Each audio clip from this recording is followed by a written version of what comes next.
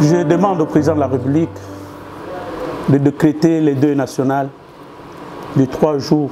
En tout cas, les drapeaux doivent être en berne. 700 personnes tuées provisoirement jusque-là, ce n'est pas peu.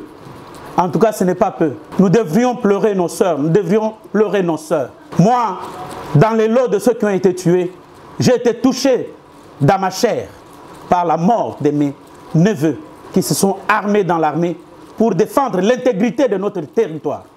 Ils sont partis de mon village et se sont retrouvés à Goma. Ils viennent d'être fauchés par la barbarie de Corneille Nangaa, poussés par Kagame, Mo Ibrahim, Moïse Katumbi et Joseph Kabila. Et ce sont ces gens au service de qui certains de nos compatriotes se sont placés, notamment mon neveu, mon ami, mon confrère, un des meilleurs qui nous a été arraché et qui se promène maintenant d'une manière qui a entamé une démarche, une approche suicidaire, abandonnant mes petits-enfants ici à Bandal, chez notre grande sœur, pour ne pas le citer, Peroloir, qui est parti d'ici à Kinshasa, sans jamais avoir été chassé. Aucune plainte devant la justice. Il est parti d'ici. Lubumbashi Kashobo. Kashobo se retrouve en Zambie, Andola. Andola il se retrouve à Dar es Salaam. Là, il va croiser les réseaux de Joseph Kabila. Et on va lui donner un faux passeport tanzanien. C'est à l'aide de ce passeport qu'il s'est retrouvé à Bruxelles, en Belgique, et logé dans la résidence de la femme de Nangaa. Et c'est lui qui commence à comploter contre la République. La nation qui lui a donné la naissance, à Ilebo, Chikapa. Et il rentre au service de Kabila, Mo Ibrahim. Et c'est dans ça qu'il commence à recevoir, comme cette dame, des Gisèle Boussina, américaine, naturalisée américaine, mais qui a été placée ici, dans la banque ici, c'est quoi? Qui a été dans la banque ici, elle pouvait côtoyer tout le monde, mais on a retrouvé qu'elle était espionne. Et c'est à l'aide de Eric Nkuba qu'il a dénoncé avec les autres ici, les André Claudel Loubaya, tous sont dedans au service de Kagame pour tuer les Congolais. Et on prend cette femme que non, sur plainte de Patrick Mouyaya, on a porté plainte, il a porté plainte, elle a été séquestrée. Faux et archi faux. C'était une espionne.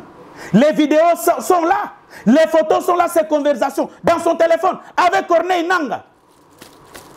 Et on fait du cosmétique, toujours comme on l'a fait avec, dans l'affaire de l'honorable paix à son âme, l'ancien ministre des Transports.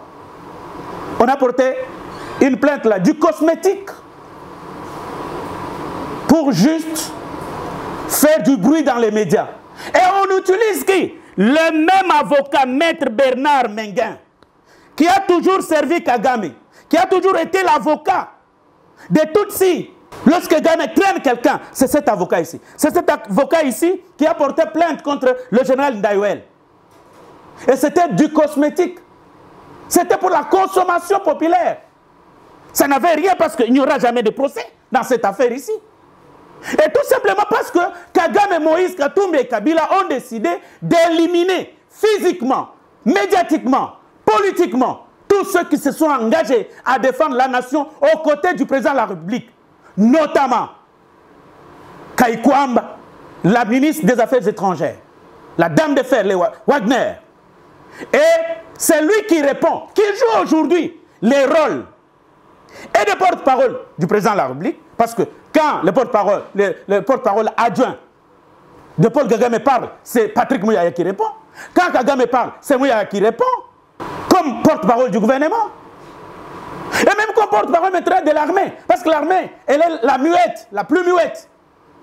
Et on veut l'éliminer en présentant des choses qui n'ont jamais existé. Et tout ça, c'est pour lier et salir Mouyaya. Le général Ndayouel est là, il était chef des renseignements militaires. C'est normal qu'il ait arrêté cette dame, cet espion, et on devait la laisser. Non. Mon cher neveu, les politiciens finiront par s'entendre. Les injurier comme vous procédez, je ne sais pas. Ce qui est vrai, Kagame ne gagnera jamais cette guerre. Nous allons faire 100 ans, nous gagnerons et nous aurons l'intégrité de notre territoire, les Français, les Américains. Aussi longtemps qu'ils vont continuer à fermer les yeux sur les atrocités dont nous sommes victimes.